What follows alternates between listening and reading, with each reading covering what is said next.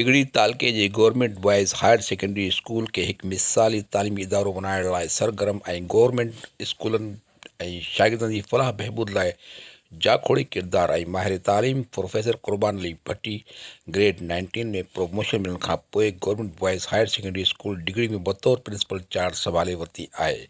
Can higher secondary school Digri जी पहिरीं full fledge principal grade 19 जो एज़ाज़ पिणु हासिल आहे। प्रोफेसर भट्टी इन ही स्कूल में क्लास 6 खां मैट्रिक ताईं तालीम हासिल कई। हिन बतौर JST ऐं HST उस्ताद पिणु काफ़ी सालनि ताईं हिन स्कूल में नौकरी कई। साल 2010 खां 2015 ताईं बतौर हेड मास्टर ग्रेड 17 में पिणु ख़िदमतूं सरअंजाम ॾेई चुका आहिनि। संदन शुमार तालीम दोस्त ऐं जाखोड़ी ऑफिसरनि में थिए थो।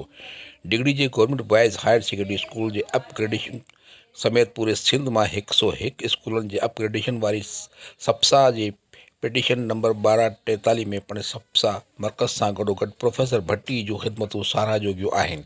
जंहिंजे नतीजे में तालीमी बोर्डनि तरफ़ां शागिर्दनि जूं सभई इम्तिहानी फ़ियूं मार्कशीट्स ऐं पके सर्टिफिकेट जूं फ़ियूं पिणु माफ़ कयूं हुयूं।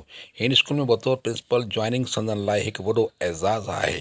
हिन ॿुधायो त इंशाअल्लाह सियारे जे मोकलनि खां पोइ स्कूल में निसाबी सरगर्मियुनि सां गॾोगॾु गैर निसाबी सरगर्मियूं पिणु शुरू कयूं वेंदियूं, जंहिंसां ॿारनि जी तख़लीक़ी सलाहियतुनि जी ओसर थिए थी। प्रिंसिपल ॿुधायो त स्कूल में फर्नीचर जी तमामु घणी खोट आहे ऐं स्कूल बिल्डिंग पिणु ज़बू हालत में आहे, जंहिंजी आला इदारनि खे ॼाण ॾिनी वई आहे।